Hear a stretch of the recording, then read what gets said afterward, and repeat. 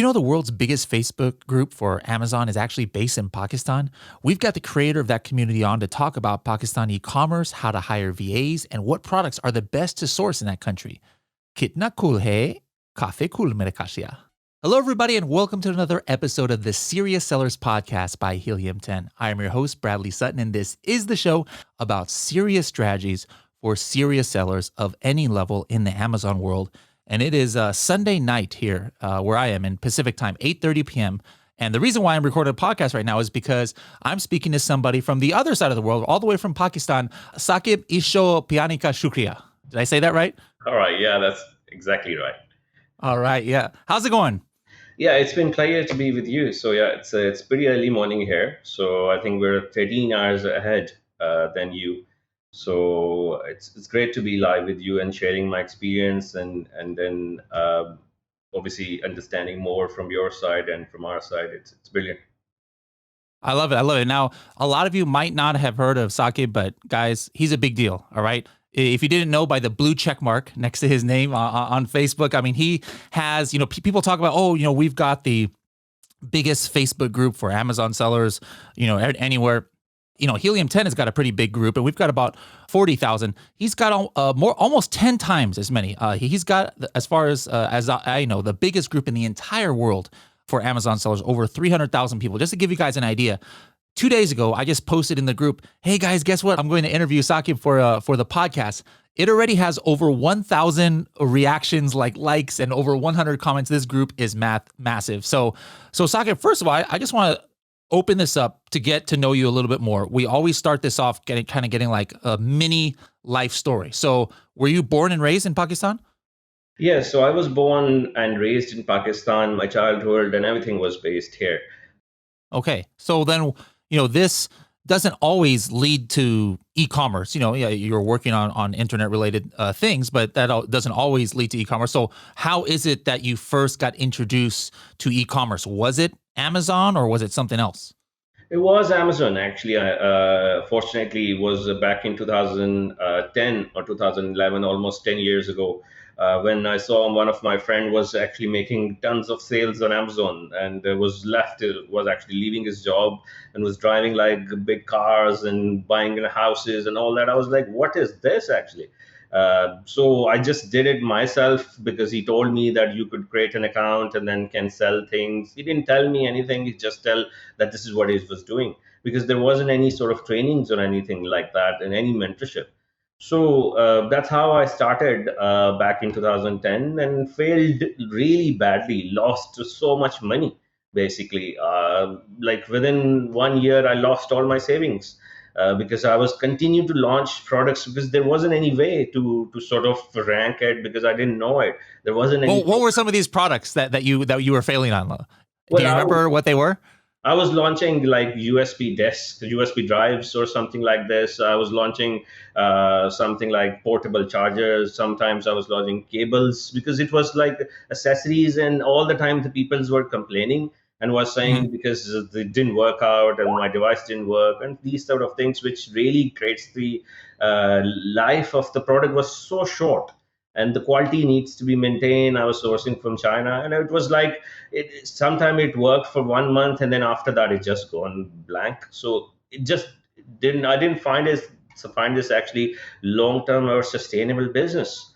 And within 1 year, I lost all the savings and all that. So I failed it almost 6-7 times during that 1 year.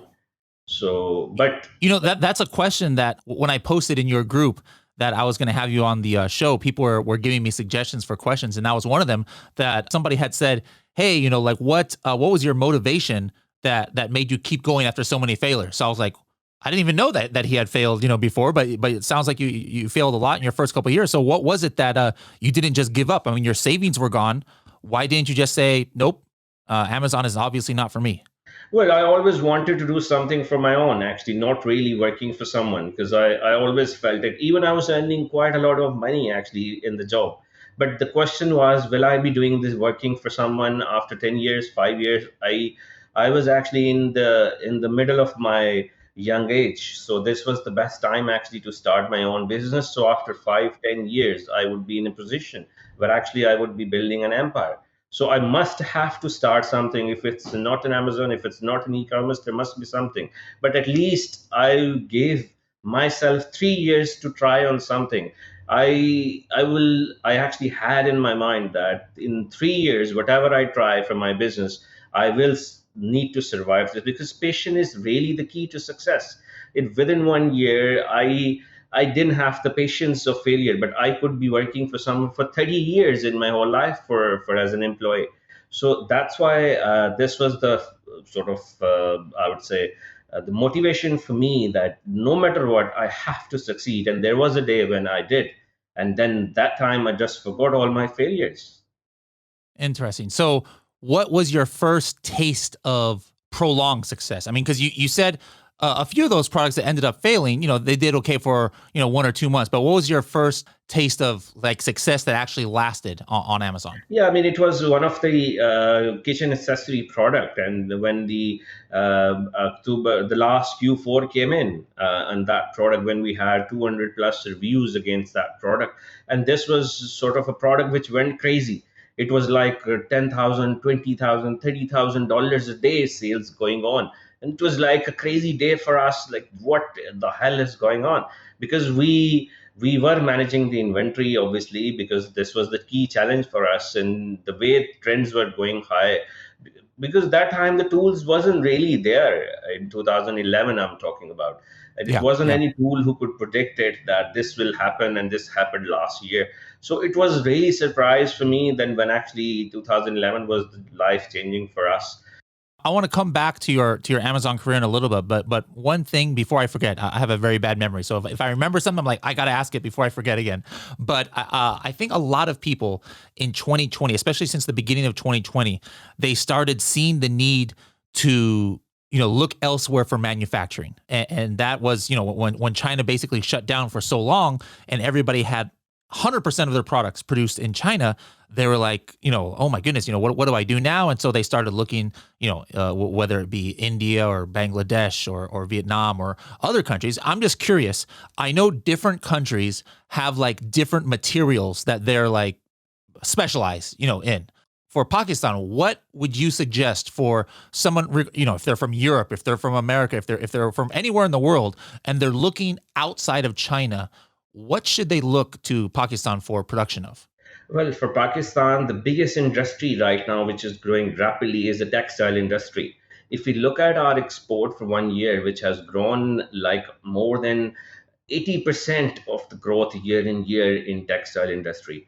The second top products which is being manufactured in Pakistan is sports, which you might have heard, the World Cup footballs was actually being manufactured from Sialkot and from Pakistan, Oh, which the last World Cup. The all the boxing gloves, especially the biggest brands you see on Amazon is like RDX Sports, Sanabul, and lots of others. Big brands are actually being manufactured and being managed from Pakistan.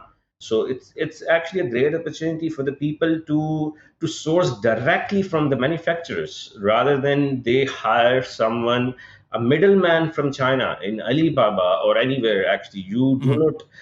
you do not usually find a manufacturer coming on those websites. There's a whole, almost all the time it's the traders who actually take their margins in it. So this actually gives you a sort of a flexibility to approach directly to Pakistan, to Pakistani manufacturers. So then, you mentioned Alibaba, and I think a lot of people use Alibaba for finding somewhere where they're manufacturing, and some of them realize that, yeah, that a lot of them, they're probably not going directly to the factory, but at the very least, it provides a nice platform where people can at least have a starting place, because nobody in America or Germany or wherever just would be able to like, hey, I'm going to go find this Chinese factory by Googling it. Nothing's going to come up. So what about in Pakistan? It's the same thing. Like, I personally, you're telling me that, hey, this is a great place to manufacture textiles and sporting goods, and maybe I'm interested in that. Like, where do I go then? Like, how do I find these factories? Especially now, I can't even travel, or maybe actually, I think the travel is lifted now for Americans to go over there during COVID, but not many of us can just get on an airplane and just land in Karachi and find a factory. So, like, where do we go to try and locate a factory that we can get some quotes from? So, I mean, right now, Alibaba is the source as well, because if we look at, there are four countries available mainly actually from Alibaba. So, it's the China, Taiwan, Pakistan, and India. These are the four. If you look at the figures of Alibaba, there are four countries who have the most Interesting. suppliers available in these platforms. So, you could actually potentially may not be able to directly source it to from the manufacturers, but actually you could go via traders initially, and if you like the quality, then you can potentially visit it. And obviously you can potentially approach us as an enablers. We could potentially help you out to directly connect you to the manufacturers in Pakistan. Okay. All right. Let's go back to your story now. So you started tasting success, earlier part of last decade, maybe 2012.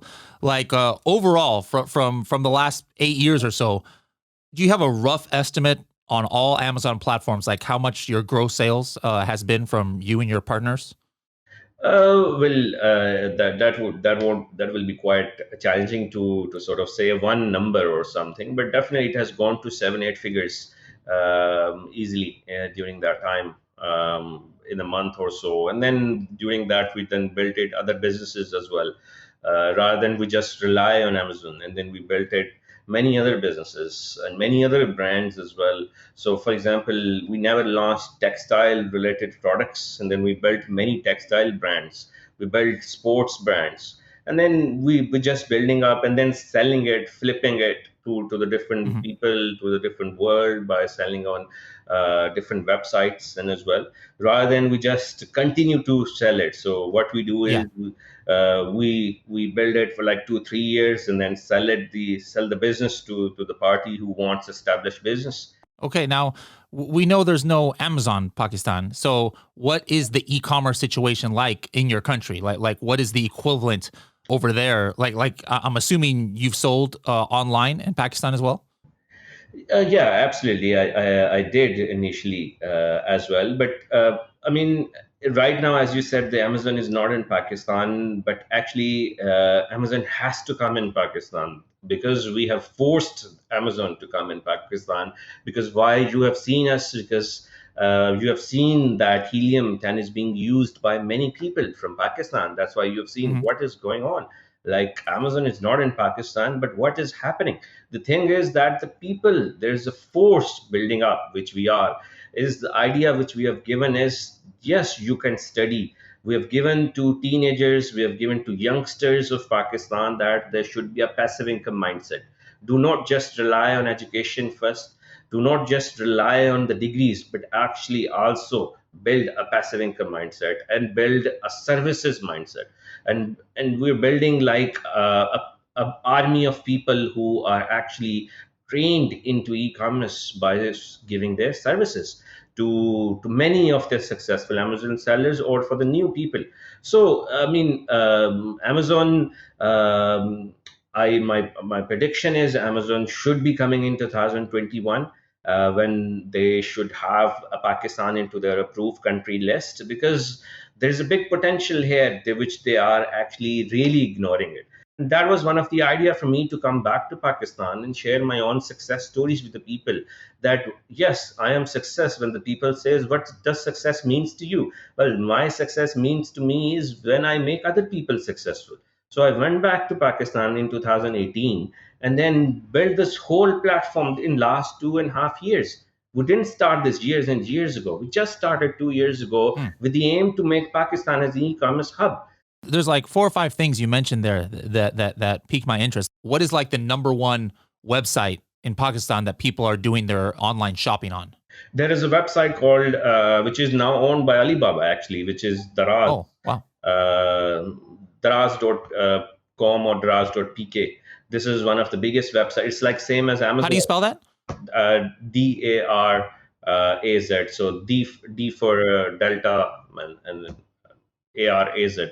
So this is one of the biggest website in Pakistan, who actually is the one-stop platform where the people goes. Where, for example, if in US, where the people buys after, if you say after every $2 spent, the $1 or $1.5 being spent on Amazon, similar is that, because this is one of the biggest uh, e-commerce platform where actually the people can sell their products on. It gives lots of Yeah. flexibility as well to the people. And I'm looking at it now. It looks like it's in English too, or in.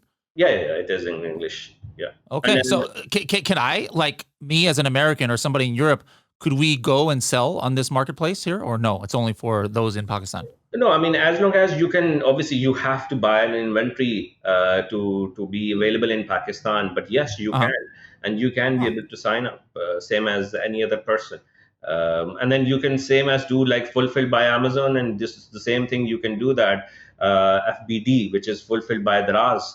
So you can send your stuff to them, and then they will store it on behalf of you. And the order comes, they will just deliver based on that, and the money comes Yeah. in your account, same as Amazon, and the same scenario which they have built in here.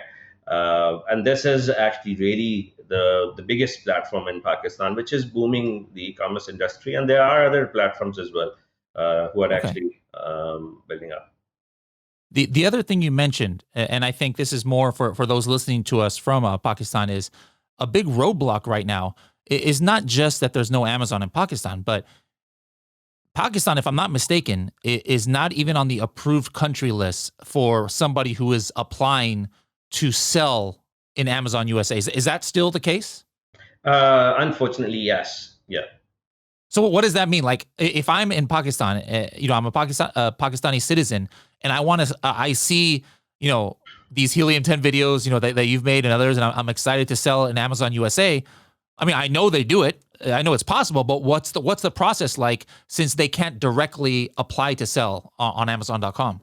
So the culture is that they actually create partnership cultures with the person who actually available in those approved countries. So, for example, if my brother is in America or my brother is in US, then I'd say, hey, my brother who is in UK or London, and I'll say, why not we do this business together? And I propose him a business plan with the business case or something, and then we work together.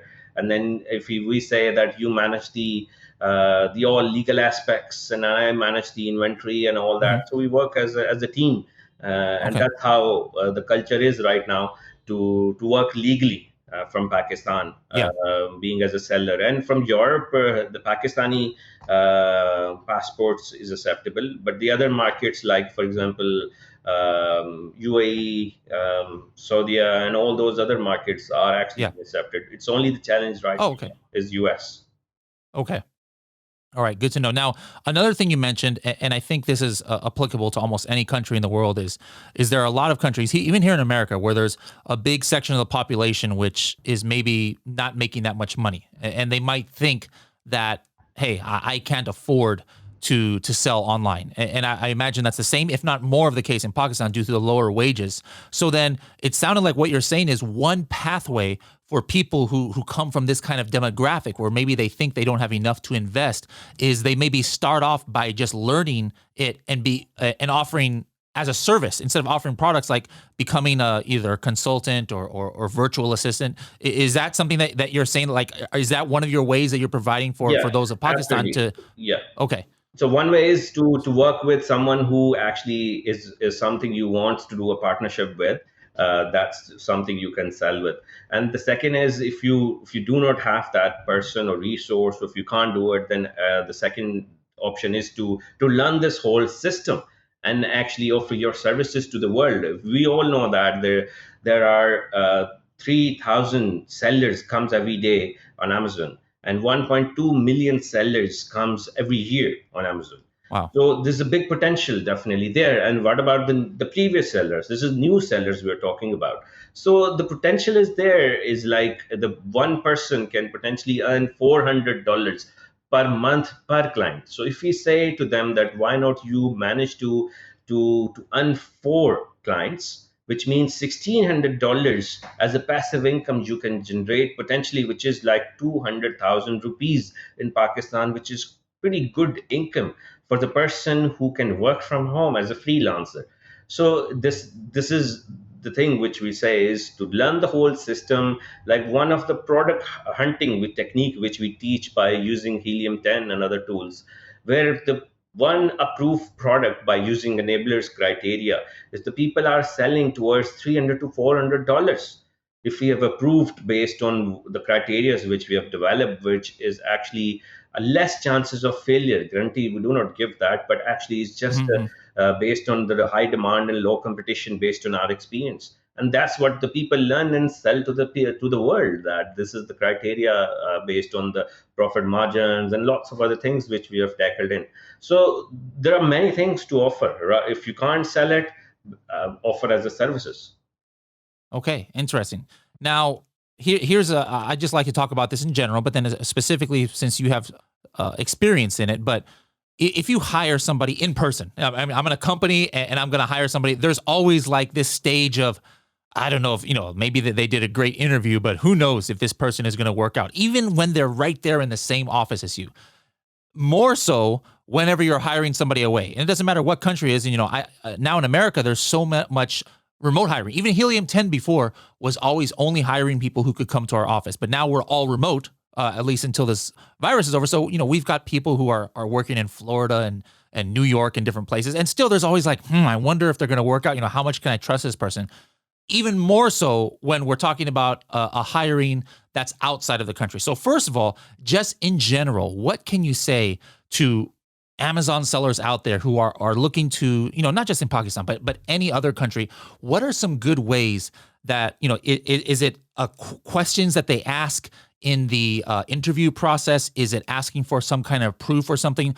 But we know you can never fully guarantee that you're going to get a superstar virtual assistant every time. But what are some of the things that can help people have a better chance to really make sure that they're hiring the right person for their business? I mean, one of the obviously key factor is to see his work history, what he has done for you for the previous work, and obviously to find out, you should be seeing their portfolio from their public profile, seeing the reviews from the websites, like for example Fiverr, Upwork, and wherever they have accounts which they have created. Also ask the ASINs numbers which they have been managing previously, because then from the tools like Helium 10 you can see the trends where the BSR is being going up and down and all that, and how the price is being managed as well. So because everything is public, so they can't be hidden. So also the biggest thing I'd say is the communication, because communication is very important, because this person will be managing your potential clients. When the person or the people either be unhappy or happy, be messaging you, or the reviews will be coming in, so this person will be responding. So this is very important. The potential business is being given to the person who has a good communication skills. So, and also the loyalty, the person needs to be loyal to you, that you need to Yep. make sure the person, whatever he's telling you, that is telling you the truth. Because usually the people actually just trying to win the business, they just say that I can do this, I can do that, or I can potentially do this, and so onwards. Also the biggest factor which we must ask, the launching techniques, that what sort of launching techniques this person will be approaching, because this is the technique where actually potentially can cause your account suspension.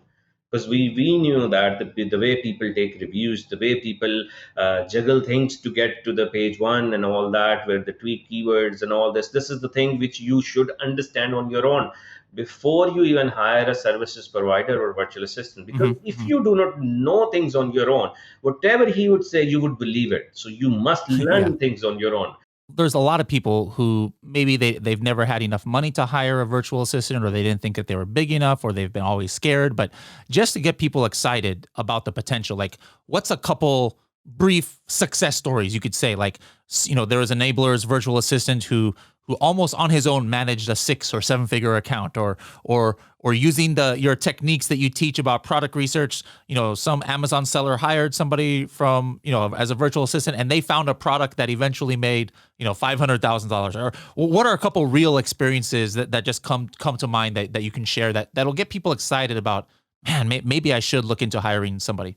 Yeah. I mean, for example, the clever virtual assistants, what they do is they just don't manage it. The products which has been given to them, like this is my account or manage. What they see is I'll give some examples of our people. What they do is they see what is coming up actually, what events are coming up in the next few months, what technologies are coming up in the next few months. So give you an example. We knew every August or September Apple announces a new phone, which is Yep. Yep. this time they announces the iPhone 12. One of our VA or virtual assistant who was managing one of the accounts based in cell phone accessories or something, Mhm. and in February he knew that in September there is a cell phone coming in September. So 6 months ago he predicted all of this, and then end up actually getting all this prepared before even Apple launches a new phone. They knew that they will be not be launching this with the charger. So what they did was actually launched iPhone 12 charger on the Amazon, and that went crazy. Actually, it just gone in the first week. They hit 100K sale in the first week Wow. without with it was just like one or two reviews. It was just the first week. I remember that, and that service provider was like hitting the floor. Like this is obviously was like a madness for him.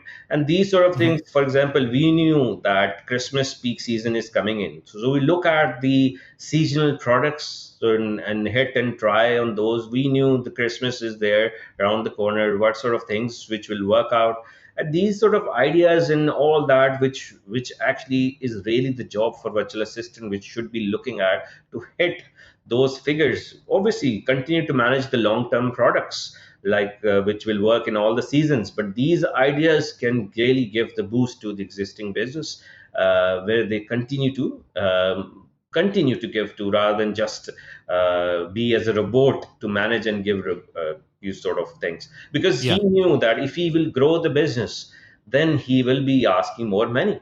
So most of the virtual assistants actually shared the profit margins. Most of the VAs actually share Interesting. margins from the sales as well. And sometimes the people just take the fixed cost. So it really depends Yeah. what actually this the financials agreement between VAs and the service providers are. What do you think is the future of those in your country? Like, are you, once it's approved as a country where that where the citizenship is approved to sell on Amazon USA, do you see like a big influx of sellers from there? What's your prognostication the next 2-3 years for the e-commerce situation in Pakistan? Well, I see myself that we are working days and night. We hardly sleep. What we do is we have built a huge network of the sellers, and we have built a huge network of the service provider. We have built the ecosystem. So one way we have the people who are capable of doing business and have an investment. And the second parties which we have built is who have the skills and do not have an investment. So we are Mhm. connecting these two people together. So we're connecting that you need to hire this person who will work with you either free or you have to pay a little bit. So he gains some experience as well. So we are giving a free exposure and experience and working and attaching with the people of our boot camp students who we give them a lifetime support, that after a few years, if you have an issue, you still come with us and then we still continue to support. So this trend has changed in Pakistan and it will continue to change in the next few years. I see Pakistan is becoming an e-commerce hub in the next 5 years. Now, you've been talking about different strategies throughout this episode. We do something on our podcast that we call the TST, 30-second tip. So, what is something that you can say like in 30 seconds or less that it could be some kind of strategy for Amazon, something that you train your enablers with. It could be some other general strategy. It could be a strategy about how to deal with virtual assistants or how to hire virtual assistants. It can be about anything you want. It could be about how to work in a Burger King in the UK. I don't care, but 30 seconds or less whenever you're ready. Right. So, well, there are many, but I think the best way is to focus on, I would say, is to PPC. I'll talk about PPC is more is to, it's not about a quick win, because what we do is to more focus, like I will be ranking on PPC straight away. What I feel is the negative keywords are more important than anything else. We do not focus more on negative keywords. Always see every day what needs to be added into negative keywords to avoid getting your budget. The next tip I would give you to all of you is to ensure when you try to find a product, because that is really the key, is to see the consistent revenue. This is the biggest mistakes which people do, is to finding a product which actually do not have a consistent revenue, which end up not getting enough sales, because you will not be on page one from day one. So we need a product who can be able to make money if you are actually really on the sixth or seventh page or down the line. Okay. Excellent. Thank you so much for that. Now, we've talked about some different things. So now if you could, if people are interested into finding out, number one, your Facebook group, the website again, where they can hire the virtual assistants that you've trained, or just to find you on the internet out there if they want to reach out to your team to ask about the Pakistani, manufacturing or e-commerce, how can they find you out there? So our group name is eCommerce by Enablers, eCommerce by Enablers, and the URL which they can go for, enablers, enablers.org/group, group. In this group, e-commerce by enablers, enablers.org/group, they can be able to ask any type of questions, and we have hired a team who are actually answering any question 24/7 in 60 seconds. I didn't tell about this. We have hired a team, whatever you ask, you will be answered in 60 seconds, no matter what. So this is sort of a culture we have built. We do not ask you, where are you from? What is your name? What is your age? Whatever technical question you ask, there are a number of experts working across the globe who will be answering your question in 60 seconds, paid by us, and then they will answer you. So if you want to hire a VA, there is a URL, enablers.org/marketplace.